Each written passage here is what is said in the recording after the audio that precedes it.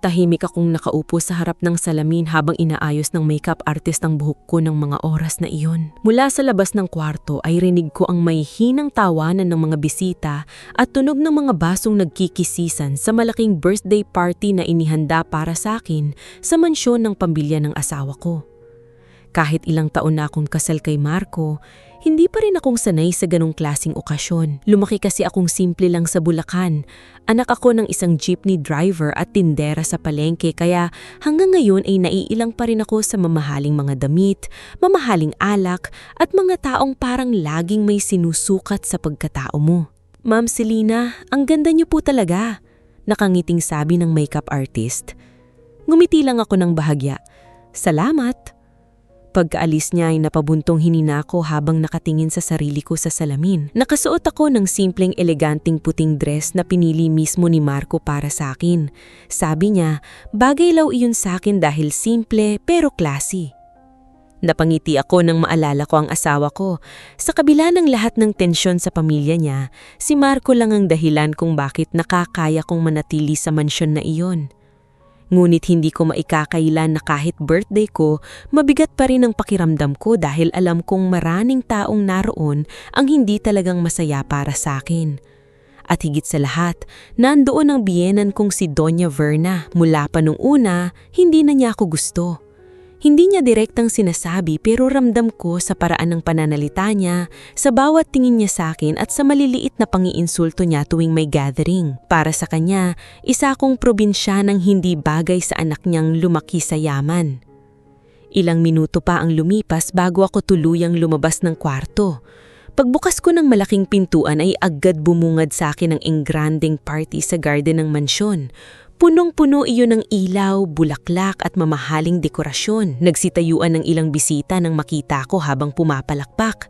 "Happy birthday, Selena!" Sigaw ng ilan. Napilitin akong ngumiti habang bumababa sa hagban. Nakita ko si Marco na agad lumapit sa akin. Nakasuot siya ng itim na suit at agad akong hinalikan sa noo. "You look beautiful," mahinang sabi niya. "Salamat." Hinawakan niya ang kamay ko at dinala ko sa gitna ng garden kung saan naghihintay ang pamilya niya. Nandoon ang mga business partners nila, ilang kaibigan ng pamilya at syempre si Doña Verna na nakaupo sa pinakadulong mesa habang hawak ang wine glass. Paglapit namin ay ngumiti siya ngunit halatang pilit. "Happy birthday, Selena!" sabi niya. "Mukhang mas lalo kang gumaganda." "Salamat po, Mama Verna." Mahinahong kong sagot. Hindi ko alam kung bakit pero parang may kakaiba sa tono niya ng gabing iyon. Hindi siya kasing talim magsalita gaya ng dati. Halipay sobrang kalmado niya, dahilan para lalo akong kabahan. Nagpatuloy ang party. Isa-isang bumati ang mga bisita habang pilit akong nakikisama sa kanila. Maya-maya ay may live band na tumugtog habang ang iba naman ay nagsimula ng magsayawan. Habang abala si Marco sa pakikipag-usap sa investors ng kumpanya nila, napag-isa ako sa isang mesa. Doon lumapit si Doña Verna. May hawak siyang tray na may 2 wine glass. Ngumiti siya habang iniabot ang isa sa akin. "Birthday mo ngayon, dapat mag-toast tayo," sabi niya. Saglit akong natigilan. Sa ilang taon naming pagsasama sa iisang bahay, ngayon lang siya kusang lumapit ng ganun sa akin. "Salamat po," habang tinatanggap ang wine glass. "Alam mo, Selena," dagdag niya habang nakatingin sa akin, "kahit marami tayong hindi na pagkakasunduan noon, gusto kong maging maayos tayo." Bahagya akong nagulat sa sinabi niya. Hindi ko alam kung ano ang dapat kong maramdaman. Parte ng isip ko gusto siyang paniwalaan, pero may parte ring nagsasabing may mali. Bago pa ako makasagot ay may naramdaman akong mahinang paghawak sa likod ng braso ko. Paglingon ko ay nakita ko si Aling Rosa, ang matandang katulong sa mansyon nila Marco. Halos 20 taon na raw itong nagtatrabaho sa pamilya nila Marco. Mabait ito sa akin mula pa noon kaya malapit ang loob ko rito. Namumutla siya habang nakatingin sa hawak kong wine. "Ma'am," mahinang bulong niya. Napansin kong nanginginig ang boses niya. "Ano po yun?" tanong ko. Lumapit siya ng bahagya at halos hindi ko na marinig ang sumunod niyang sinabi dahil sa tugtog ng banda. "Ma'am, wag niyo pong inumin. May lason po yan." Parang biglang tumigil ang mundo ko sa narinig ko. Nanlamig ang buong katawan ko habang dahan-dahan kong tiningnan ang hawak kong wine. Hindi agad nag-sink in sa akin ang sinabi ni Aling Rosa. Pakiramdam ko ay bumagal ang lahat ng nasa paligid ko habang unti-unti akong napatingin kay Doña Verna. Ngulit sa pagkakataong iyon ay nakatingin lang siya sa akin habang dahan-dahang humihirop sa sarili niyang wine. Hindi ko alam kung anong dapat kong gawin. Naririnig ko ang lakas ng tibok ng puso ko habang pilit kong iniisip kung nagsasabi ba talaga ang totoo si Aling Rosa o baka nagkakamali lang siya. Ngunit nang makita kong halos mangilid ang luha ng matanda habang nakatingin sa akin, doon ako tuluyang kinabahan. Mabilis akong napaisip. Kapag hindi ko ininom ang wine, baka mahalata nilang may alam ako. Pero kapag ininom ko naman at totoo ang sinabi ni Aling Rosa, bigla kong binitiwan ng baso. Tumama iyon sa sahig at nabasag kasabay ng pagtapon ng red wine sa tiles ng garden. Napalingon agad ang mga tao sa amin. Ay naku, Selena! Malakas na sabi ni Doña Verna habang kunwaring nagulat. Anong nangyari? Napaatras ako ng bahagya habang kunwaring nahihiya. Sorry po, nadulas po kasi. Tahimik akong yumuko, ngunit sa gilid ng mata ko ay nakita ko ang ekspresyon ni Doña Verna. Sa unang pagkakataon simula nung makilala ko siya, nakita kong tila nanikip ang panga niya sa galit. At doon ko naramdaman na baka totoo nga ang sinabi ni Aling Rosa. Hindi na ako naging komportable matapos ang nangyari sa wine glass. Kahit pilit kong ipinagpatuloy ang gabi at ngumiti sa mga bisita, ramdam kong nanginginig pa rin ang kamay ko habang nakikipagkamay at nakikipag-usap sa kanila. Paulit-ulit bumabalik sa isip ko ang sinabi ni Aling Rosa. Hindi ko alam kung bakit niya sasabihin iyon kung hindi naman totoo. Kilala ko ang matanda, tahimik lang siya at hindi mahilig makialam sa problema ng pamilya. Kaya habang tumatagal ang party, lalo akong kinakabahan. Paminsan-minsan ay napapatingin ako kay Doña Verna. Nakikipag-usap ito sa mga kaibigan niyang sosyal, ngunit ilang beses kong nahuli ang tingin niyang nakamasid sa akin. Hindi ko maipaliwanag pero may kakaiba sa mga mata niya ng gabing iyon. Hindi iyon simpleng inis o pangmamaliit. Para bang may halong kaba at galit. Okay ka lang ba? Tanong ni Marco nang makalapit siya sa akin. Pilitin kong ngumiti. Oo, medyo napahiya lang ako kanina. Nadulas ka yata agad sa wine, natatawa niyang sabi. Bahagya akong natigilan. Gusto kong sabihin sa kanya agad ang lahat pero hindi ko alam kung paano sisimulan. Hindi rin ako sigurado kung paniniwalaan niya ako. Masyado niyang mahal ang pamilya niya, lalo na ang ina niya. Marco? Mahina akong sabi. May gusto sana akong sabihin. Naputol iyon nang may tumawag sa kanya mula sa kabilang mesa. Isa pala sa investors nila ang gustong kausapin sa kanya. Humawak siya sandali sa balikat ko. Later ha, saglit lang to. Tumanggo na lang ako habang pinapanood siyang lumayo. Naiwan akong mag-isa sa gilid ng garden habang mas lalong bumibigat ang pakiramdam ko. Maya-maya ay nakita kong mabilis na naglalakad si Aling Rosa papunta sa loob ng mansyon. Napatingin siya sa paligid na parang takot na may makakakita sa kanya. Agad akong sumunod. Tahimik ang hallway sa loob ng mansyon kumpara sa maingay na party sa labas. Naririnig ko lang ang mahinang tugtog mula sa garden habang naglalakad ako sa mahabang koridor. Nadatnan ko si Aling Rosa sa may kusina habang nakakabahang nag-aayos ng mga plato. Aling Rosa, mahina akong tawag. Napalingon siya agad at barang lalo siyang namutla nang makita ako. Ma'am, nanginginig niyang sabi. Anong ibig mong sabihin kanina? Bakit mo sinabing may lason yung wine? Napayuko siya habang mahigpit na hawak ang apron niya. Pasensya na po kung nadamay ko kayo sa gulo pero hindi ko po kayang manahimik. Lumapit ako sa kanya. Sabihin mo sa akin ang totoo. Ilang segundo siyang natahimik bago siya nagsalita. Ilang araw ko na pong naririnig si Madam Verna na may plano laban sa inyo. Parang may malamig na tubig na ibinuhos sa katawan ko. Anong plano? Hindi ko po alam lahat pero may mga taong pumupunta rito sa mansyon kapag gabi. Naririnig ko po silang nag-uusap tungkol sa pera, sa shares ng kumpanya at tungkol sa inyo. Napakunot noo ko. Shares? Anong kinalaman ko roon? Ma'am, kayo po kasi ang ginawang business partner ni Sir Marco noong 1 taon. Malaki po ang nakapangalan sa inyo. Bigla kong naalala ang mga dokumentong pinirmahan ko noon. Ipinaliwanag ni Marco na bahagi raw iyon ng future namin bilang mag-asawa at para raw pareho tayong may karapatan sa kumpanya. Hindi ko iyon ganong inintindi noon dahil nagtitiwala ako sa kanya. Pero bakit ako sasaktan ni Mama Verna dahil doon? Napatingin si Aling Rosa sa paligid bago muling lumapit sa akin. Kasi po, hindi kayo gusto ng ibang tao sa pamilya. Pakiramdam nila, kayo ang dahilan kung bakit may kontrol na kayo sa negosyo. Hindi ako agad nakapagsalita. Pakiramdam ko biglang nagulo ang lahat sa isip ko. Akala ko simpleng hindi lang ako tanggap ng biyanan ko dahil mahirap ako. Hindi ko inasam na may mas malalim pa palang dahilan. Sigurado ka bang may lason nga ba? Tanong ko. Tumanggo siya habang naiiyak. Nakita ko po mismo yung isang lalaki na may inilagay sa wine habang nasa kusina ko. Natakot akong magsalita agad kasi baka mawalan ako ng trabaho, pero hindi ko po kayang pabayaan kayo. Napahawak ako sa countertop para hindi matumba. Hindi ko alam kung matatakot ba ako o magagalit. Pakiramdam ko biglang naging estranghero ang bahay na ilang taon nang tinitirhan. May iba pa bang nakakaalam nito? Mahina akong tanong. Wala po, at sana wag niyo pong sabihin na ako ang nagsabi. Tumanggo ako ngunit bago pa kami makapagsalita ulit ay may narinig kaming yabag mula sa hallway. Pareho kaming napalingon.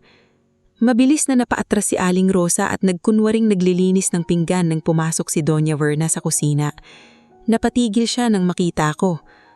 Oh, nandito ka pala. Malamig niyang sabi. Akala ko nasa party ka. Medyo sumakit lang ulo ko, sabi ko habang pilitin akong kalmado. Napatingin siya kay Aling Rosa na halatang kabang-kaba na ba. At ikaw, bakit hindi pa tapos ang mga hugasin? Tanong niya rito. Pasensya na po, madam. Nautal-utal niyang sagot. Ilang segundo silang nagtitigan bago muling bumaling si Doña Verna sa akin. Baka pagod ka lang, Selina. Dapat nagpapahinga ka. Marami ka pang kailangang matutunan bilang asawa ni Marco. May kakaiba sa paraan niyang pagkakasabi ng mga salitang iyon. Para bang may ibang ibig sabihin. Ngumiti lang ako ng pilit. Opo. Pagkaalis niya, saka lang ako nakahinga ng maayos. Nanginginig na si Aling Rosa habang nakasandal sa lababo. Mag-ingat po kayo, ma'am. Pakilamdam ko po, hindi pa tapos to. Tahimik akong napatingin sa direksyon kung saan umalis si Doña Verna. At sa unang pagkakataon mula nung naging bahagi ako ng pamilyang iyon, nagsimulang akong matakot hindi lang para sa sarili ko, kundi para sa buhay ko mismo. Halos hindi na ako nakatulog matapos ang birthday party na yun. Kahit nakahiga ako sa tabi ni Marco, gising na gising pa rin ang isip ko habang paulit-ulit na bumabalik sa akin ang mga sinabi ni Aling Rosa. Paminsan-minsan ay napapatingin ako sa asawa ko habang mahimbing itong natutulog. Tahimik ang mukha niya, parang walang problema, parang walang nangyaring kakaiba sa gabing yun. Pero ako, pakilamdam ko, unti-unting nagbabago ang lahat sa paligid ko. Kinabukasan, maaga akong nagising. Tahimik pa ang buong mansyon habang bumababa ako papuntang kusina. Habang naglalakad sa hallway, ay napansin kong tila mas mabigat ang pakiramdam ng bahay. Hindi ko alam kung dahil ba yon sa takot o dahil nagsimula na akong magduda sa mga taong kasama ko araw-araw. Pagdating ko sa dining area, ay nadatnan ko si Doña Verna na umiinom ng kape habang nagbabasa ng dyaryo. Nang mapansin niya ako, ay agad siyang ngumiti ngunit malamig pa rin ang mga mata niya. "Good morning," sabi niya. "Good morning po," sagot ko habang umuupo sa kabilang side ng mesa. Tahimik kaming kumain ng ilang minuto. Pakiramdam ko bawat tunog ng kutsara ay masyadong malakas dahil sa tensyon sa pagitan namin. Maya-maya ay ibinaba niya ang tasa ng kape niya at tumingin sa akin. "Pasensya ka na pala sa nangyari kagabi," sabi niya. "Mukhang kinakabahan ka masyado." Bahagya akong napatingin sa kanya. Hindi ko alam kung sinusubukan niya ba akong obserbahan o talagang normal lang ang tono niya. Okay lang po, mahinahon kong sagot. Sayang ang wine, dagdag niya habang nakangiti ng bahagya. Hindi ako nakasagot agad. Pakiramdam ko may laman ang bawat salitang sinasabi niya. Mabuti na lang at dumating si Marco kaya naputol ang tensyon. Good morning, masigla niyang bate habang humahalik sa noo ko. Ngumiti ako ng pilit. Habang nag-aalmusal kami ay ilang beses kong gustong sabihin sa kanya ang lahat pero hindi ko alam kung paano. Natatakot akong baka magkamali ako. Natatakot akong baka isipin niyang gumagawa lang ako ng kwento laban sa ina niya. Ngunit habang tumatagal, mas lalo kong nararamdaman na kailangan kong magsalita. Pagkatapos ng almusal ay niyaya ko si Marco sa terrace ng mansyon. May sasabihin sana ako. Mahina akong umpisa. Napatingin siya sa akin. Bakit parang seryoso? Huminga muna ako ng nalalim. Tungkol to kagabi. Anong tungkol doon? Tungkol sa wine. Napakunot noo siya. Anong meron sa wine? Nagalangan pa ako pero tuluyan ko ring sinabi. Sinabihan ako ni Aling Rosa na wag ko raw inumin kasi may lason daw. Natahimik si Marco. Akala ko maniniwala siya o magugulat pero ilang segundo lang ay napain siya ng bahagya. Selina, tingin ko naman sobra ka lang mag-isip. Hindi ako nagbibiro. Alam ko. Pero baka nagkamali lang si Aling Rosa o baka may narinig siyang kung ano. Marco, nanginginig siya habang sinasabi yun sa akin. Napabuntong hininga siya habang tumingin sa malayo. Hindi gagawin ni Mama yon. Ako ba sinasabi kong siya agad, Selina? Pero may nakita raw si Aling Rosa na may naglagay sa wine. Selina, mas naging seryoso ang boses niya. Birthday mo kagabi. Maraming tao, maraming alak, hindi ibig sabihin may aksidente o may kakaibang nangyari, may gustong pumatay agad sa'yo. Pakiramdam ko biglang bumigat ang dibdib ko. Hindi mo ako pinaniniwalaan? Tanong ko. Hindi sa ganun, mabilis niyang sagot. Ayoko nang mag-isip ng masama laban sa pamilya ko dahil sa haka-haka. Natawa akong napait. Haka-haka? Selina, please, ayoko ng gulo. Napayuko ako habang pilit pinipigilan ng sama ng loob. Sa mga oras na yon, pakiramdam ko nag-iisa ako. Hindi ko maintindihan kung bakit mas madaling paniwalaan ni Marco na paranoid ako kaysa isipin ng may mali talaga. Maya-maya ay tumayo siya. Kailangan ko nang umalis, may meeting ako. Tumanggo na lang ako habang pinapanood siyang lumakad palayo. Pakiramdam ko may malaking pader na biglang namuo sa pagitan naming mag-asawa. Pagkaalis niya, ay hindi na ako napapakali. Paulit-ulit na umiikot sa isip ko ang mga sinabi ni Aling Rosa. At habang naglalakad ako pabalik sa loob ng mansyon, may isang bagay na biglang pumasok sa isip ko. Ang CCTV. Naalala ko na may kamera malapit sa minibar area kung saan galing ang wine kagabi. Mabilis akong napalingon sa kisami ng hallway at doon ko muling nakita ang maliit na itim na kamera. Biglang bumilis ang tibok ng puso ko. Kung totoo ang sinabi ni Aling Rosa, baka may nakuha rong footage. Mahindi na ako nag-aksaya ng oras. Agad akong bumaba sa security office sa likod ng mansyon. Kilala ako ng mga gwardya kaya hindi na sila nagtaka nang pumasok ako. Ma'am Selina, bati ng isa. Pwede bang makahingi ng copy ng CCTV kagabi sa garden? Tanong ko habang pilit na kalmado. Mukhang nagtaka siya. May problema po ba? Wala naman, may gusto lang sana akong tignan. Nagkatinginan muna ang dalawang gwardya bago tumanggo ang isa. Sandali lang po. Habang hinihintay ko silang kunin ng footage, napansin kong may isang lalaking staff na nakatayo sa may pintuan ng hallway. Nakatitig lang siya sa akin bago agad umiwas ng tingin nang napansin kong nakatingin ako. Hindi ko siya gaanong kilala. Isa yata siya sa mga bagong tauhan sa mansyon. Maya-maya ay ibinaba ng gwardya ang flash drive sa akin. Nandito po lahat ng kuha kagabi. Salamat. Mahigpit kong hinawakan ng flash drive habang palabas ako sa security office. Ngulit habang naglalakad ako pabalik sa loob ng mansyon, hindi ko maiwasang tumalingon ulit. Nandun pa rin ang lalaking staff. At sa pagkakataong iyon ay sigurado akong hindi aksidente na nakatingin siya sa akin. Para bang binabantayan niya ako. Mahigpit kong hawak ang flash drive habang naglalakad pabalik sa kwarto namin ni Marco. Hindi mawala sa isip ko ang lalaking nakatingin sa akin sa labas ng security office. Kahit pilit kong kumbinsihin ang sarili kong baka nagkataon lang iyon, May bahagi ng isip ko na nagsasabing hindi normal ang lahat ng nangyayari sa mansion. Pagpasok ko sa kwarto ay agad kong nilakang pinto. Mabilis akong lumapit sa laptop ko at isinaksakang flash drive. Nanginginig pa ang kamay ko habang hinihintay magbukas ang mga files ng CCTV footage. Ilang camera angles ang lumabas sa screen. May kuha mula sa main entrance, garden, hallway at minibar area. Huminga ako ng malalim bago ko pinili ang kuha malapit sa bar kung saan ibinigay sa akin ng wine. Tahimik kong pinanood ang video.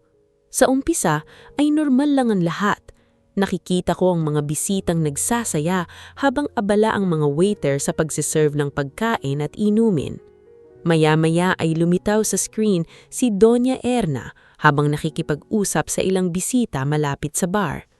Mas lalo akong kinakabahan. Mabilis kong itinuloy ang footage hanggang sa ilang minuto bago niya ibinigay sa akin ang wine. At doon ko nakita. May isang lalaking nakasuot na itim na polo ang dahan-dahang lumapit sa counter ng minibar. Hindi siya waiter at hindi ko rin siyang kilalang bisita. Palihim siyang tumingin sa paligid bago may inilabas na maliit na bote mula sa bulsa niya. Bigla akong napatayo sa upuan. Kitang-kita ko kung paano niya binuksan ang bote at mabilis na may ibinuho sa isang wine glass. Nanlamig ang buo kong katawan. Paulit-ulit kong pinanood ang isena habang lalong bumibilis ang tibok ng puso ko. Hindi nagkamali si Aling Rosa. Totoong may inilagay sa wine. Ngulit mas lalo akong nagulat sa sumunod kong nakita. Pagkatapos lagyan ng kung ano ang wine glass ay agad na umalis ang lalaki. Makalipas ng ilang segundo ay lumapit si Doña Verna sa counter at iyon mismo ang wine glass na kinuha niya bago niya iniyabot sa akin. Napahawak ako sa bibig ko. Hindi ko alam kung ano ang dapat kong isipin. Hindi ko nakita si Doña Verna na may inilagay sa wine pero siya mismong kumuha at nagbigay noon. Hindi ko malaman kung alam ba niya ang laman ng baso o ginagamit lang din siya ng ibang tao. Mabilis kong pinos ang video at pilit inalala ang mukha ng lalaki. Hindi ko siya matandaan sa mga bisita kagabi. Ngunit habang nakatitig ako sa screen, bigla kong naalala ang lalaking nakatitig sa akin kanina sa labas ng security office. Parang siya iyon. Agad akong napatayo at napalingon sa pinto ng kwarto. Pakiramdam ko may nakatingin sa akin kahit mag-isa lang ako roon. Mabilis kong sinara ang laptop at lumapit sa bintana. Mula sa second floor ng mansion ay tanaw ko ang garden at driveway. Tahimik ang paligid, pero habang sinusuri ko ang baba ay nakita ko ang parehong lalaking staff na naglalakad malapit sa garahe. At sa hindi ko maipaliwanag na dahilan ay parang bigla siyang napatingin sa bintana ng kwarto ko. Agad akong napaatras. Hindi ko alam kung paranoid lang ba ako, pero pakiramdam ko alam niyang may nakita ako sa CCTV. Maya-maya ay may kumatok sa pinto, dahilan para mapatalon ako sa gulat. "Selena?" Boses ni Marco mula sa labas. "Okay ka lang?" Mabilis kong itinago ang flash drive sa drawer bago binuksan ang pinto. Pagpasok niya ay agad niyang napansin ang mukha ko. "Anong nangyari?" Tanong niya. "Wala, medyo sumasakit lang ulo ko." Napabuntong hinga siya habang lumalapit sa akin. "Hindi ka pa rin ba okay dahil sa nangyari kagabi?" Hindi ako agad makasagot. Gusto kong sabihin sa kanya ang tungkol sa footage pero naalala ko kung paano niyang binaliwala ang sinabi ko kanina. Natatakot akong baka mas lalo lang kaming mag-away. Ngunit habang nakatingin ako sa kanya ay may napansin ako. Mukhang pagod na pagod si Marco. Parang ilang araw na siyang walang tulog. Madalas ko na yung napapansin nitong nakaraang linggo. Madalas siyang tulala, laging may kausap sa phone at minsan madaling araw na umuwi galing opisina. "Marco?" Mahinang sabi ko. "May problema ba sa kumpanya?" Bahagya siyang natigilan. "Bakit mo natanong? Parang hangbigat ng iniisip mo nitong mga nakaraan." Ngumiti siya ng pilit. "Work lang." "Sigurado ka?" Tumango siya pero umiwas siya ng tingin. Doon lalo akong kinakabahan. May tinutukoy siya. Hindi ko alam kung konektado iyon sa nangyayari, pero malinaw sa akin na may mga bagay akong hindi alam tungkol sa pamilya nila at sa negosyo nila. Maya-maya ay tumunog ang cellphone ni Marco. Pagkakita niya sa screen ay agad nag-iba ang ekspresyon niya. Kailangan kong sagutin to, sabi niya bago lumabas ng kwarto. Hindi ko sinasadyang sundan siya ng tingin hanggang sa tuluyan siyang lumabas. Pagkasara ng pinto ay muli akong napatingin sa laptop. Dahan-dahan kong muling binuksan ang footage. Sa pagkakataong ito ay mas mabuti kong tiningnan ang paligid sa video. Habang pinanonood ko ang lalaking naglalagay ng kung ano sa wine ay may isa pa akong napansin.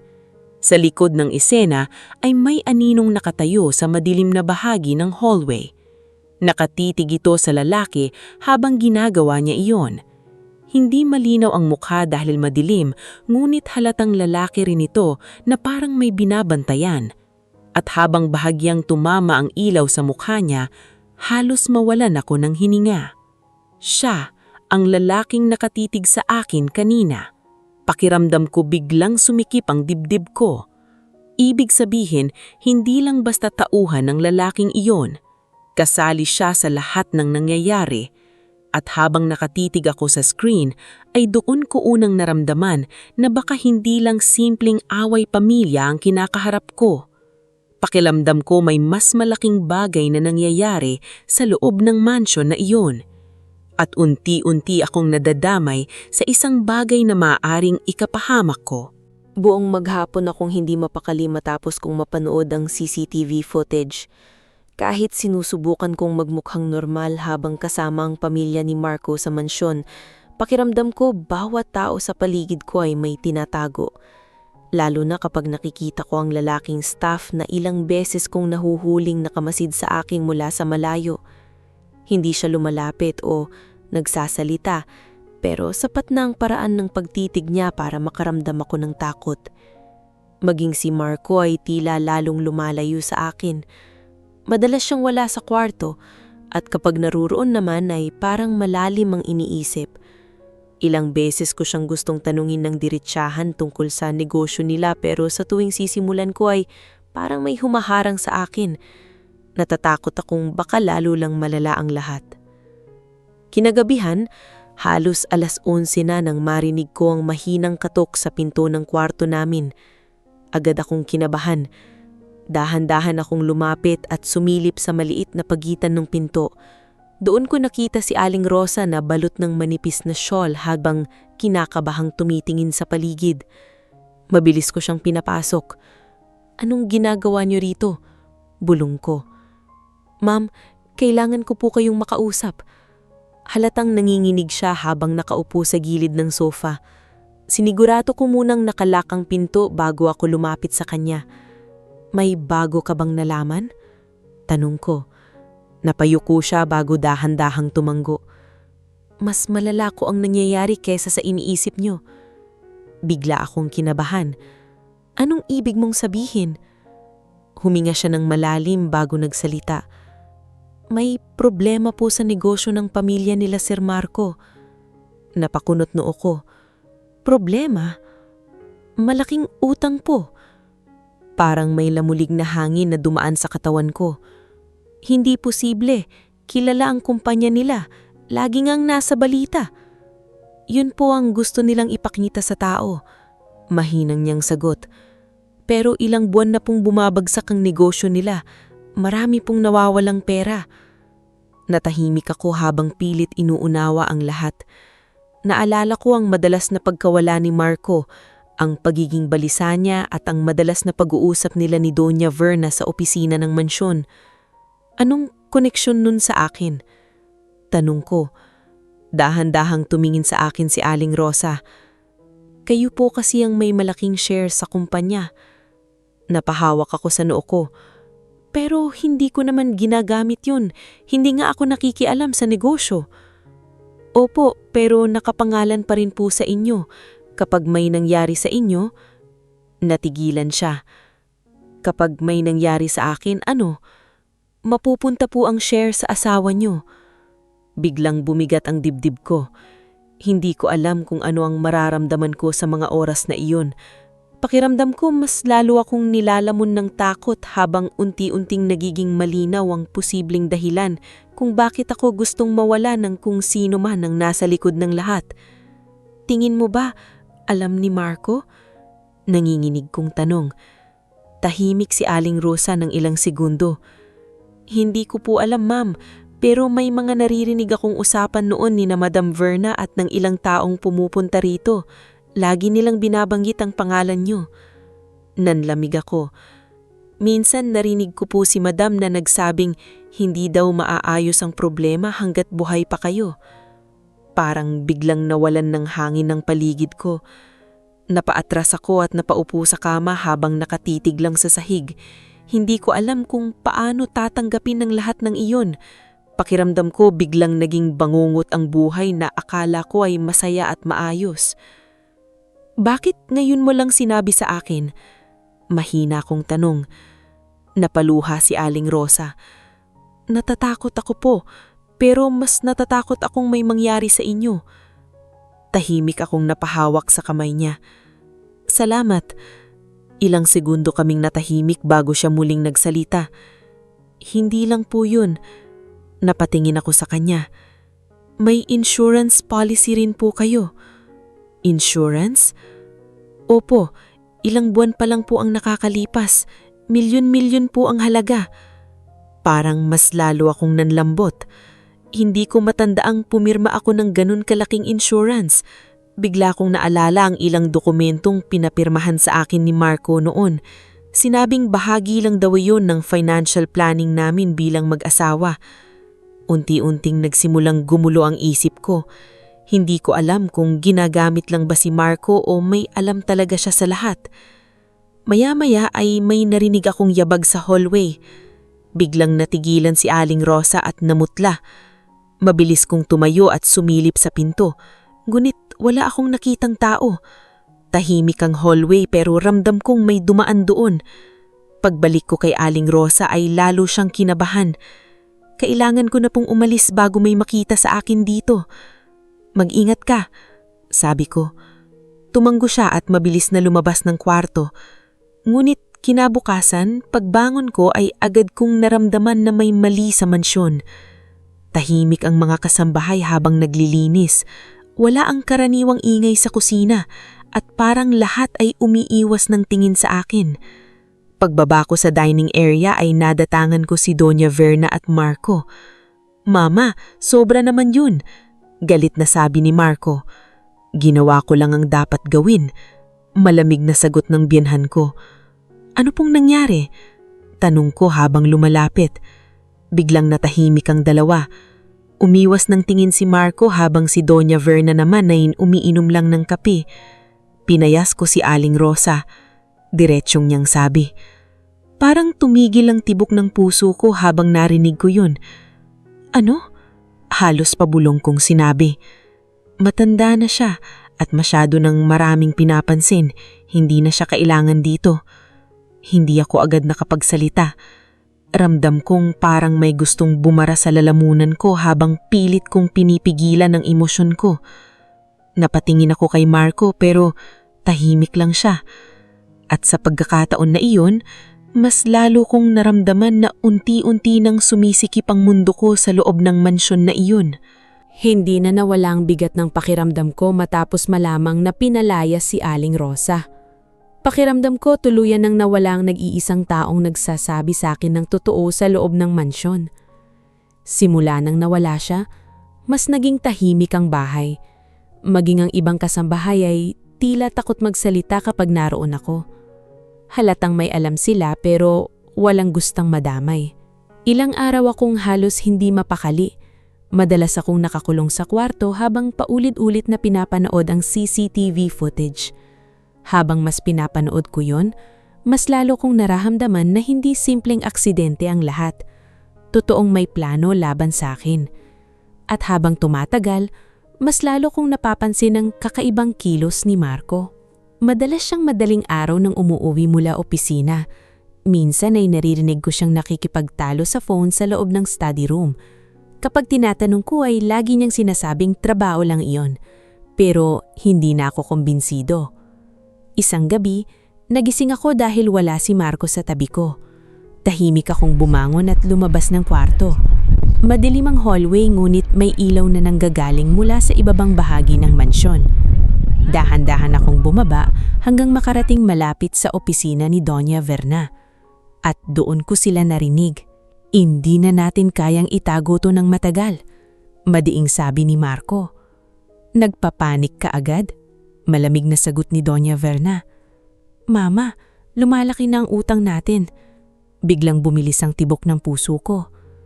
Tahimik akong luhapit ng kaunti sa pintuan habang pilit nakikinig. Kapag nalaman ng board ang totoong estado ng kumpanya, tapos tayo. Dugtong ni Marco. Tigilan mo ang kahinaan mo. Sagot ng biyanan ko. May paraan pa. Anong paraan? Wala nang gustong mag-invest. Tahimik sandali bago muling nagsalita si Doña Verna. May insurance si Selena. Parang nanigas ang buong katawan ko. Biglang natahimik si Marco. Mama? Mahinang niyang sabi. Kapag may nangyari sa kanya, mababayaran ng malaking bahagi ng utang natin. Napahawakan ako sa dingding habang nanlalamig ang katawan ko. Hindi ako makahinga ng maayos sa naririnig ko. Tigilan mo nga yan, madiing sabi ni Marco. Hindi ko hahayaang may mangyari sa asawa ko. Pero dahil sa kanya kaya tayo nasa ganitong sitwasyon. Biglang taas ng boses ni Doña Verna. Nasa pangalan niya ang malaking shares ng kumpanya. Kasalanan ko yun, hindi kay Selena. Hindi mahalaga kung sino ang may kasalanan. Ang mahalaga, palubog na tayo. Napapikit ako habang pilit inuunawa ang lahat. Sa unang pagkakataon, narinig kong hindi sang-ayon si Marco sa ina niya. Pero sa parehong oras, malinaw ding may itinatago silang malaking problema. Maya-maya ay narinig ko ang mabigat na buntong hininga ni Marco. Aayusin ko to, pero huwag mo nang idamay si Selena. Tahimik akong umatras palayo bago pa nila ako narinig. Nanginginig ang buong katawan ko habang bumabalik sa kwarto. Pagkasara ko ng pinto ay agad akong napaupo sa sahig. Totoo ang lahat. May malaking problema sa negosyo nila. Totoo nilang insurance policy at higit sa lahat, alam ni Marco ang lahat ng yon. Hindi ko alam kung dapat ba akong matuwa dahil tila ayaw niya akong mapahamak o matakot dahil matagal na palang niyang alam ang sitwasyon ngulit hindi niya sinabi sa akin. Pakiramdam ko wala na akong mapagkakatiwalaan.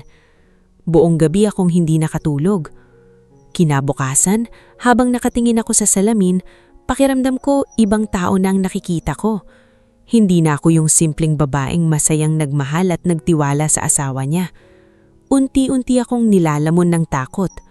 At sa unang pagkakataon, naisip kong kailanan ko nang umalis sa mansyon. Habang nag-iimpak ako ng ilang gamit, ay paulit-ulit akong napapatingin sa pinto. Takot na baka may biglang pumasok. Hindi ko alam kung tama ba ang ginagawa ko pero malinaw sa akin na hindi naligtas manatili roon. Maya-maya ay may kumatok sa pinto. Bigla akong natingilan.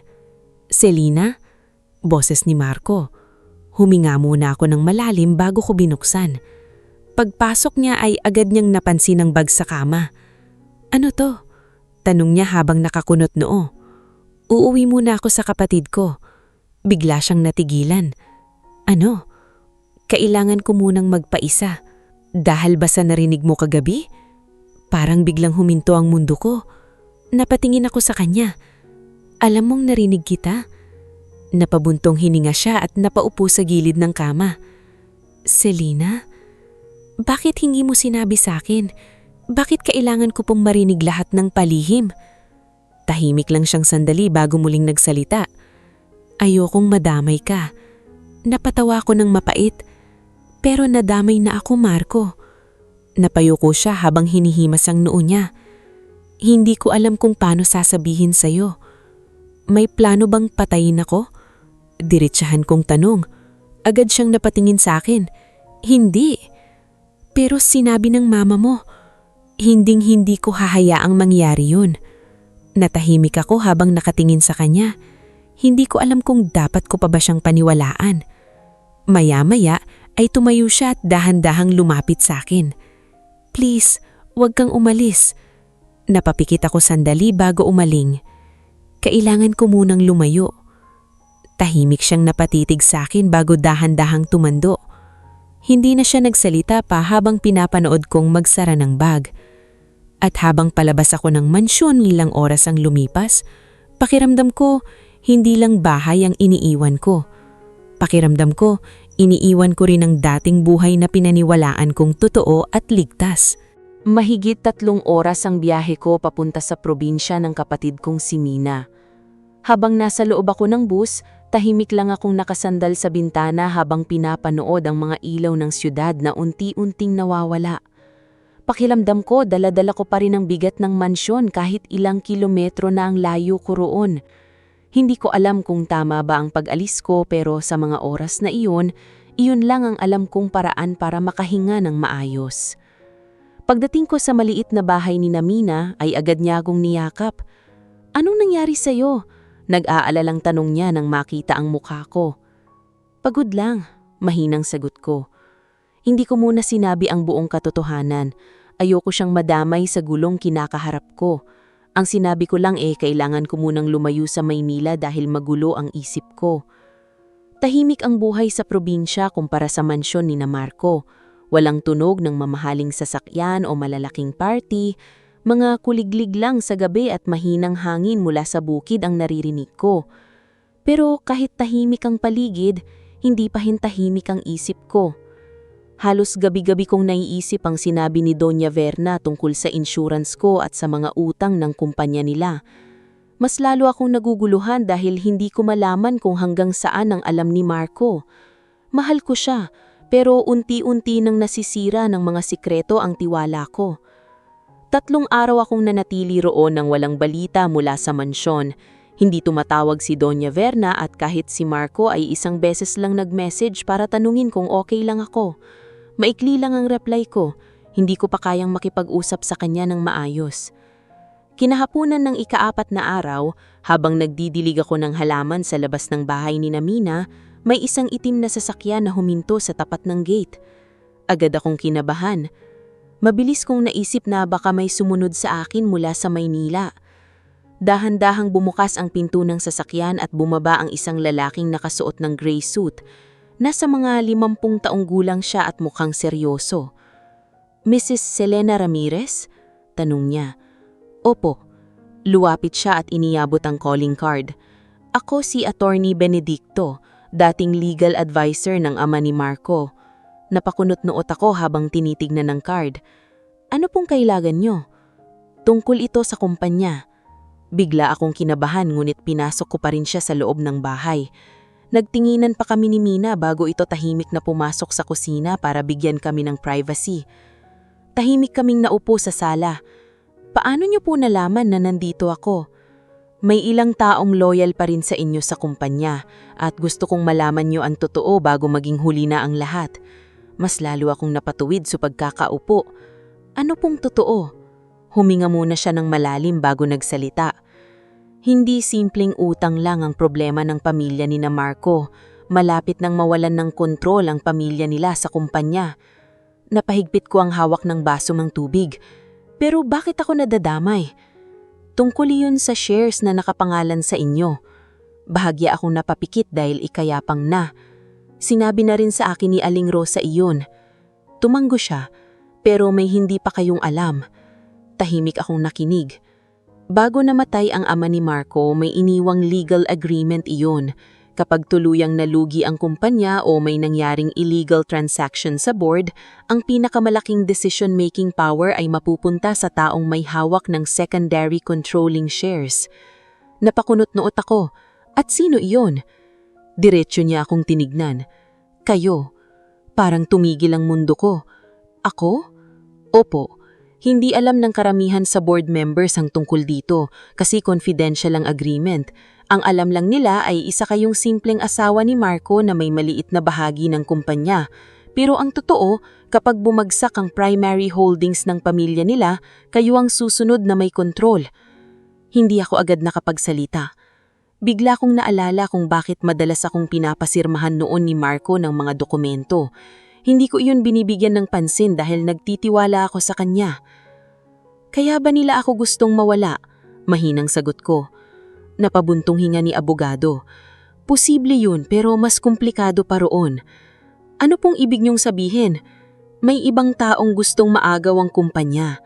Napatingin ako sa kanya. Hindi lang pamilya ni na Marco ang may problema.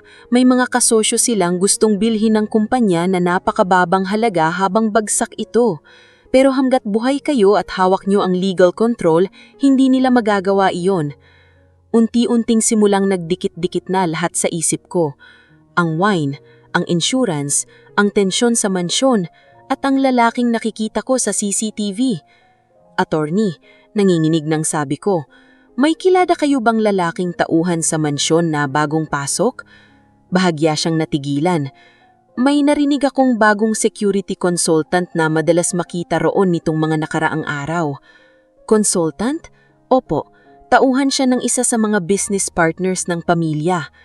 Bigla akong kinabahan. Anong pangalan? Victor Salazar. Parang may lamig na hangin na dumaan sa katawan ko. Hindi ko alam kung bakit pero pakiramdam ko iyon ang lalaking nakita ko sa CCTV. Maya-maya ay yumuko ng bahagya si attorney bago nagsalita. Kailangan niyong mag-ingat, Mrs. Ramirez. Hindi na simpleng away pamilya ang nangyayari. May mga taong desperado nang makuha ang kumpanya. Tahimik akong napasandal sa sofa habang pilit inaayos ang paghinga ko. At sa unang pagkakataon, tuluyang naisip ko na baka hindi ako ang tunay na target. Baka isa lang akong hadlang sa mas malaking laban para sa kapangyarihan at pera. Halos hindi ako makapagsalita matapos umalis ni Attorney Benedicto. Pakiramdam ko mas lalo lang lumalim ang gulong kinakaharap ko. Akala ko noong una, simpleng galit lang ng biyena ng dahilan kung bakit may gustong manakit sa akin. Pero ngayon, malinaw nang mas malaki pala ang problemang nakapalibot sa pamilya nila Marco.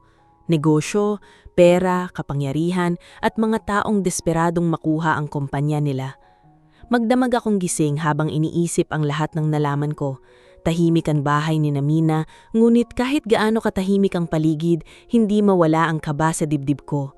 Ilang beses kong chinek ang mga lock ng pinto at bintana bago ako tuluyang umupo sa sala habang nakatulala. Kinabukasan, maaga akong nagising dahil sa tunog ng sasakyan sa labas.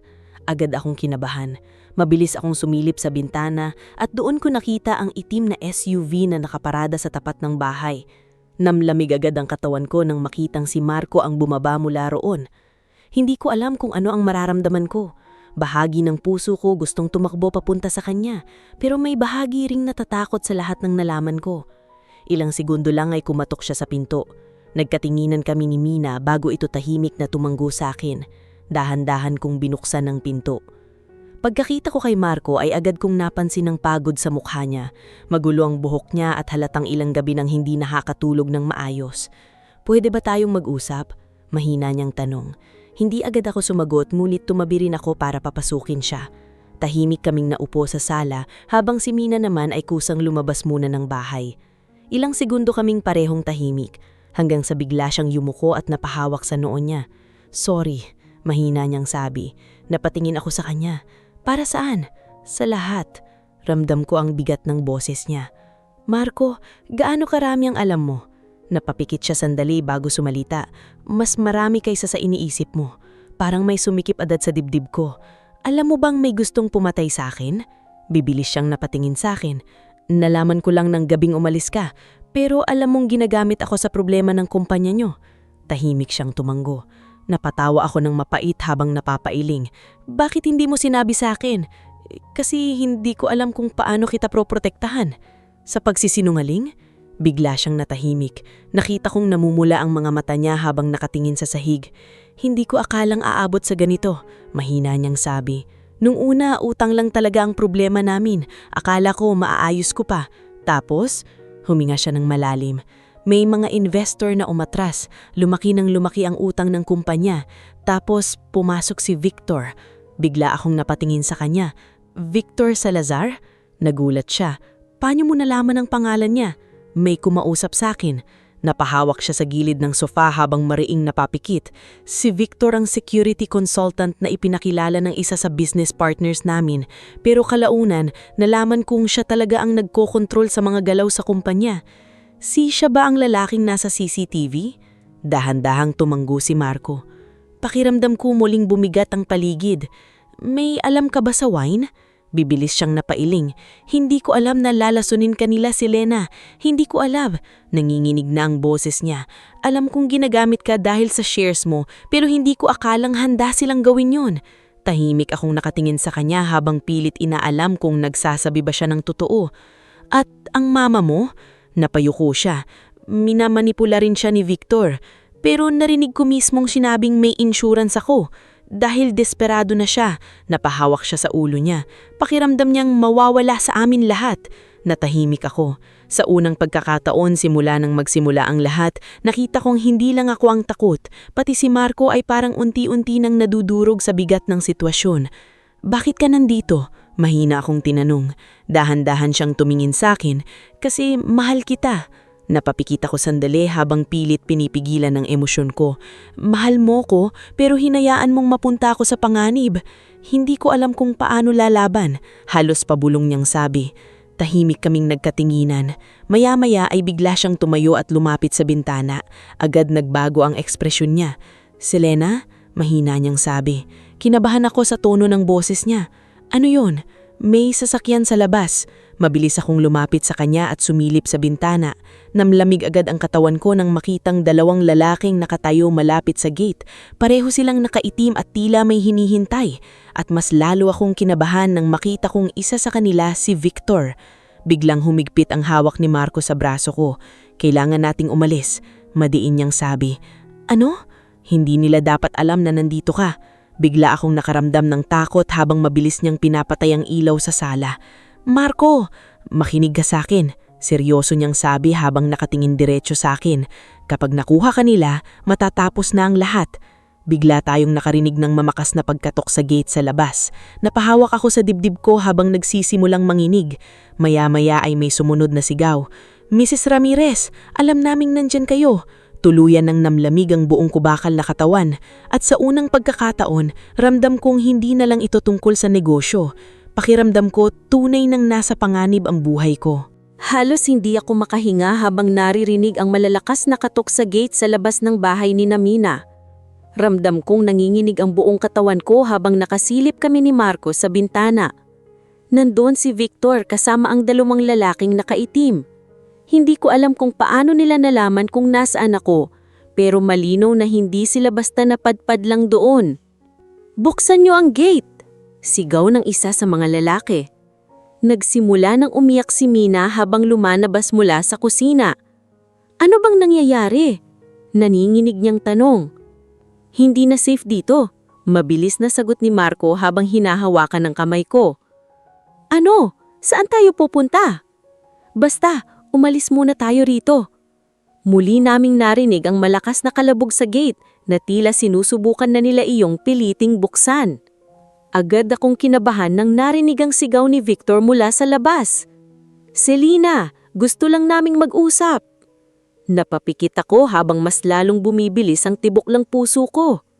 Hindi tayo pwedeng magtiwala sa kanila, sabi ni Marco habang mabilis na kinukuha ang susi ng sasakyan niya. Paano kung pasukin nila ang bahay? Tanong ni Mina. Mabilis na napaisip si Marco bago tumingin sa likuran ng bahay. May daan ba palabas sa likuran? Tumanggo si Mina. May maliit na daan papunta sa palayan. Doon tayo dadaan. Hindi na kami nag-aksya pang oras. Mabilis naming pinatay lahat ng ilaw sa bahay bago tahimik na dumaan sa likuran. Nanginginig ako habang naglalakad sa makitid na daanan sa likuran ng bahay. Rinig na rinig ko pa rin ang mga sigaw at kalabog mula sa harapan. Madilim ang paligid at tanging ilaw lang ng buwan ang tumatama sa daan papunta sa palayan. Mabilis akong naglalakad habang hawak ni Marco ang kamay ko. Bakit nila ako hinahanap? Mahina kong tanong habang pilit humahabol sa hininga. Tingin nila may mga dokumento ka, sabi niya. Anong dokumento? Yung legal control sa kumpanya. Napatingin ako sa kanya. Hindi ko naman hawak yon. Pero akala nila hawak mo. Patuloy kaming naglakad hanggang makarating sa maliit na kalsada sa likod ng baryo kung saan nakaparada ang sasakyan ni Marco. Pagkasakay namin ay agad niyang tinaandar ang kotse. Tahimik kaming biyumyahe ng ilang minuto habang parehong habol ang hininga namin. Nanginginig pa rin ang kamay ko habang nakatingin sa madilim na kalsada. Maya-maya ay napatingin ako kay Marco. Sabihin mo na sa akin lahat. Mahigpit ang hawak niya sa manibela habang nakatingin sa daan. Hindi ko alam kung saan magsisimula. Sa totoo, napabuntong hininga siya. Hindi si Victor ang tunay na may hawak ng lahat ngayon. Tao ba siya ng kumpanya? Hindi talaga, umiling siya. Tauhan siya ng isa sa pinakamalaking business partner namin. Nung una, inalok nila kaming tulungan sa utang kapalit ng ilang shares, pero habang tumatagal, mas lalo nilang kinokontrol ang kumpanya. Tahimik akong nakikinig habang pilit inuunawa ang lahat. Bakit hindi kayo tumanggi? Kasi desperado na kami. Napapikit siya saglit. Noong buhay pa si Papa, maayos pa lahat. Pero pagkatapos niyang mamatay, sunod-sunod ang maling investments. Marami ring nanloko sa kumpanya. Natahimik ako. At si Mama? Tanong ko. Napahawakan siya sa noo niya. Takot siyang mawala lahat. Yung mansion, pangalan ng pamilya namin, kumpanya, lahat. Pero hindi dahilan yun para saktan ako. Alam ko, halos pabulhon sagot niya. Ilang segundo kaming natahimik bago siya muling nagsalita. Hindi si Mama ang tunay na utak ng lahat. Napatingin ako sa kanya. Anong ibig mong sabihin?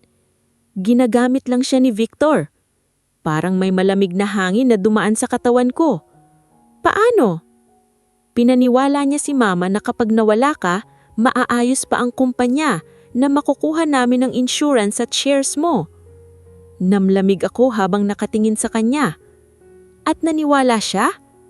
Napayuko siya. Desperado na siya. Napahawak ako sa dibdib ko habang pilit pinapakalma ang sarili ko. Sa unang pagkakataon, simula nung nagsimula ang lahat, malinaw na sa akin ang isang bagay. Hindi lang ako ang target. May mas malaking laban na nangyayari sa likod ng kumpanya.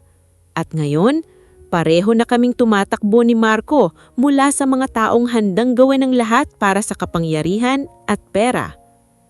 Maya-maya ay biglang tumunog ang cellphone ni Marco. Pagtingin niya sa screen ay agad siyang namutla. Si Mama. Hindi mo sasagutin? Ilang segundo siyang nagdalawang isip bago niya sinagot. Mama? Malakas pa rin ang boses ni Doña Verna habang mula sa speaker. Nasaan kayo? Galit na galit itong sigaw. Mama, makinig ka muna. Hinahanap kayo ni Victor. Galit na galit siya. Napakrunot noo ko. Bakit? Tanong ni Marco. May nawawalang files.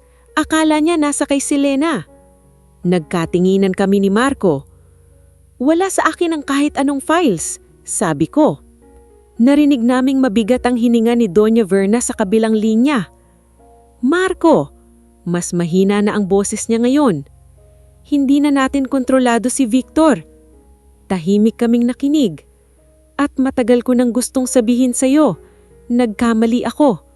Nanlaki ang mata ko nang narinig ko ang pag-iyak niya. Hindi ko na akalang aabot sa ganito. Tahimik si Marco habang mahigpit ang hawak sa manibela.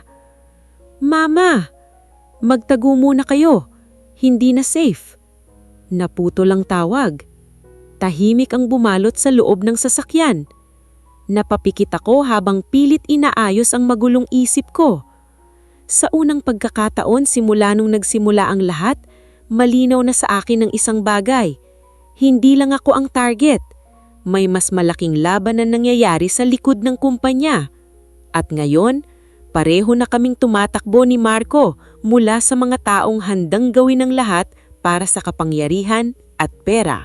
Halos madaling araw na nang makarating kami ni Marco sa isang maliit na apartment sa bayan na pagmamay-ari ng dati niyang kaklase sa kolehiyo. Tahimik ang lugar at halos walang tao sa paligid, kaya doon muna kami nagtago pansamantala. Pagkapasok pa lang namin sa loob ay agad akong napaupo sa lumang sofa habang pilit inaayos ang paghinga ko. Pakiramdam ko ilang araw nang hindi nagpapahinga ang isip ko. Tahimik lang si Marco habang nakatayo sa may bintana at sumisilip sa labas. Halatang hindi rin siya mapakali. Hindi tayo pwedeng magtago habang buhay. Mahinang sabi matapos ang mahabang katahimikan. Napatingin siya sa akin. Alam ko, hanggang kailan tayo tatakbo? Napabuntong hininga siya habang napaupo sa tapat ko. May isang paraan para matapos to. Tahimik akong nakinig. Kailangan nating ilabas lahat ng ebidensya laban kay Victor. Napakunot noo ako. Anong ebidensya? Yung CCTV footage, mga records ng illegal transactions, at mga dokumentong hawak ni Attorney Benedicto. Bigla kong naalala ang flash drive na itinago ko sa bag ko. Hanggang ngayon, dala-dala ko pa rin iyon. Kapag ginawa natin yon, siguradong babalikan tayo ni Victor. Babalikan niya tayo kahit magtago tayo, diretsahan niyang sagot. Natahimik ako dahil alam kong tama siya. Maya-maya ay may kumatok sa pinto, dahilan para pareho kaming mapatayo sa kaba. Mabilis na lumapit si Marco habang nakasilip sa pihol. Si Attorney Benedicto, mahinang sabi. Agad niya itong pinapasok. Pagkapasok ng abogado ay halatang pagod ito at nagmamadali. May balita ako, sabi niya habang inilalapag ang isang brown envelope sa mesa. Ano yon? Tanong ko.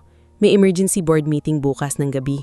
Plano ni Victor na kunin ang temporary control ng kumpanya. Nanlamig agad ang katawan ko. Paano? May pipirmahan kasunduan ng ilang board members para tuluyan ng alisin ng pamilya ni na Marco sa pamamahala. Napatingin ako kay Marco. At kapag nangyari yon? Tanong niya. Lahat ng natitirang assets ng kumpanya mapupunta sa grupo nila Victor. Tahimik kaming lahat sandali. Maya-maya ay inilabas ng abogado ang ilang dokumento mula sa envelope. Pero may paraan para mapigilan sila. Napatingin ako sa mga papeles. Ano yan? Original legal documents ng ama ni Marco. Dahan-dahan niya akong tinignan. Kapag ipinakita natin ito sa board kasama ng ebidensya laban kay Victor, kayo pa rin ang may legal authority bilang secondary controlling shareholder. Parang muling dumilis ang tibok ng puso ko. Ako, tumanggo siya. Kailangan ninyong humarap bukas. Tahimik akong napaupo habang pinoproseso ang lahat. Hindi ko inakalang darating sa punto na kailangan kong harapin ang mga taong gustong ipahamak ako. Kinabukasan, halos buong araw kaming naghanda. Tinulungan kami ni Attorney Benedicto na ayusin ang lahat ng ebidensya. Nandoon ang CCTV footage kung saan kitang-kitang may inilagay sa wine ko. Nandun din ang records ng money transfers at mga peking kontratang konektado kay Victor. Habang papalapit ang gabi, mas lalo akong kinakabahan. Hindi pa huli para umatras. Sabi ni Marco habang nasa sasakyan kami papunta sa headquarters ng kumpanya. Tahimik akong tumingin sa kanya. Pagod na akong matakot. Hindi na siya sumagot pa. Pagdating namin sa malaking building ng kumpanya, ay agad kong naramdaman ng tensyon. Maraming sasakyan sa labas at ilang pamilyar na mukha mula sa board ang naroon na. Pagpasok namin sa conference hall ay agad kaming napansin ng lahat at sa pinakadulo ng mahabang mesa, nakaupo si Victor habang malamig na nakatingin sa amin. Interesting, nakingisi niyang sabi. Akala ko nagtatago na kayo. Hindi ko siya pinansin habang umuupo kami ni Marco katabi ni Attorney Benedicto. Maya-maya ay nagsimula ang meeting. Isa-isang nagsalita ang mga board members tungkol sa lumalaking utang ng kumpanya hanggang sa tuluyan ng tumayo si Victor. Malinaw naman siguro sa lahat na wala ng kakayahan ng pamilya Ramirez na pamahalaan pa ang kumpanya. May ilang board members na tumanggo. Nung init bago pa siya makapagpatuloy, ay tumayo si Attorney Benedicto. Bago tayo bumoto, may mga bagay muna kayong dapat makita. Agad niyang ipinakita ang CCTV footage sa malaking screen. Tahimik ang buong silid habang pinapanood ng lahat ang lalaking naglalagay ng kung ano sa wine ko. Maya-maya ay nagsimula ng magbulungan ng mga tao. Anong ibig sabihin nito? Galit na tanong ng isang board member. Doon tumayo si Marco. Sinubukan nilang patayin ang asawa ko para maagaw ang kontrol ng kumpanya. Biglang nagkagulo ang meeting room. Mabilis na tumayo si Victor. Kasalanan ng pamilya niyo kung bakit bumagsak ang kumpanya. At kasalanan mo kung bakit may illegal transactions, sigaw pabalik ni Marco. Isa-isang inilapag ni Attorney Benedicto ang mga dokumento sa mesa, habang ipinapakita ang records ng mga money laundering at fake investments na konektado kay Victor. Habang lumalala ang kaguluhan sa silid, biglang bumukas ang pintuan. Lahat ay napalingon. At doon pumasok si Doña Verna. Namumula ang mga mata niya at halatang iniiyak. Magsasalita ako, nanginginig niyang sabi. Tahimik na patingin ang lahat sa kanya habang dahan-dahan siyang lumapit sa gitna ng silid. Lahat ng sinabi nila, totoo, parang tumigil ang buong conference room. Napapikit siya habang iniiyak. Nagkamali ako. Natakot akong mawala sa amin ang lahat, kaya hinayaan kong manipulahin kami ni Victor. Nanlaki ang mga mata ng mga board members habang tahimik na nakikinig. Pero hindi dapat nadamay si Selena. Unti-unting bumagsak ang malamig na anyo ng binyahan ko habang umiiyak sa harap ng lahat. At sa unang pagkakataon, nakita ko siyang hindi bilang matapang at mapagmataas na babae, kundi bilang isang taong nalunod sa takot at pagsisisi. Matapos umamin ni Doña Verna sa harap ng board, tuluyan ang nagbago ang takbo ng lahat. Nagkagulo ang buong conference hall habang isa-isang kinukwestiyon ng mga board members si Victor. Halatang hindi nito inaasahang magsasalita si Doña Verna laban sa kanya. Kanina lang ay kampante pa siyang hawak niya ang buong sitwasyon, pero sa loob lang ng ilang minuto, unti-unting bumagsak ang lahat ng kontrol na akala niyang nasa kanya. Kasalanan nilang lahat to, sigaw ni Victor habang galit na nakatingin kina Marco at Doña Verna. Kung hindi sila naging gahaman, hindi sila mababaon sa utang. Hindi dahilan yon para magtangkakang pumatay, malamig na sagot ni Attorney Benedicto. Agad na ipinakita sa mga pulis na dumating ang mga dokumentong nag-uugnay kay Victor sa illegal transactions, fake accounts, at sa tangkang pagkuha ng kontrol sa kumpanya gamit ang pananakot at panlilinlang. Maging ang lalaking nasa CCTV footage ay agad nang pinangalanan ng ilang empleyado bilang tauhan ni Victor. Habang pinalilibutan ng mga pulis si Victor, galit itong nakatingin sa akin. Hindi pa ito tapos, madiin niyang sabi bago siya tuluyang pusasan. Tahimik ko lang siyang pinanood habang inilalabas siya ng conference hall. Sa wakas, pakiramdam ko unti-unting nabawasan ng bigat na ilang linggo kong pasan. Kung hindi kahit tapos na si Victor, alam kong marami pang kailangang ayusin. Pagkatapos ng gabing iyon, sunod-sunod ang lumabas na balita tungkol sa eskandalo sa kumpanya ng pamilya Ramirez. Maraming investors ang umatras at ilang executives ang iniimbestigahan. Maging ang pangalan ni Marco at Doña Verna ay hindi rin nakaligtas sa publiko. Ilang araw kaming halos hindi lumabas ng apartment habang inaayos ni Attorney Benedicto ang legal matters ng kumpanya. Sa mga panahong iyon, tahimik lang kami ni Marco. Pareho kaming pagod hindi lang sa mga nangyari, kundi pati sa emosyonal na sakit na iniwan ng lahat. Isang gabi, nadatnan ko si Marco sa teres ng apartment habang tahimik na nakatingin sa syudad. Lumapit ako at tumabi sa kanya. "Hindi ka pa rin natutulog?" Tanong ko. Napangiti siya ng bahagya pero halatang pagod. Hindi pa rin ako makapaniwala na nandyari lahat to. Tahimik kaming tumingin sa malayo. Maya-maya ay huminga siya ng malalim bago nagsalita. "Kapag natapos na lahat ng kaso, gusto kong umalis na tayo." Napatingin ako sa kanya. "Umalis?" Tumango siya. "Pagod na ako sa buhay na to, sa negosyo, sa mga taong puro pera at kapangyarihan lang ang iniisip." Tahimik akong nakinig. Nung makilala kita, doon lang ako nakaramdam ng totoong tahimik na buhay, pero nasira rin dahil sa pamilya ko. Napabuntong hinga ako habang nakatingin sa mga ilaw ng syudad. Hindi lang naman ikaw ang may kasalanan, pero hinayaan kong mangyari. Tahimik akong napayuko. Hindi naging madali para sa akin na patawarin siya. Hanggang ngayon, sariwa pa rin sa isip ko ang takot na naramdaman ko sa mansion. Kung hindi't habang tinitingnan ko siya ng gabing iyon, nakita ko rin ang lalaking pilit lumaban para maitama ang lahat. Makalipas ang ilang buwan, tuluyan nang naaresto ang iba pang sangkot sa mga illegal transactions ni Victor, samantalang nagpa siya ang board na ipasara muna ang ilang bahagi ng kumpanya habang inaayos ng natitirang assets nito. Sa huli, pinili naming ibenta ni Marco ang mansion. Ayoko nang bumalik doon at tila ganun din siya. Mas pinili naming magsimula ulit sa simpleng paraan.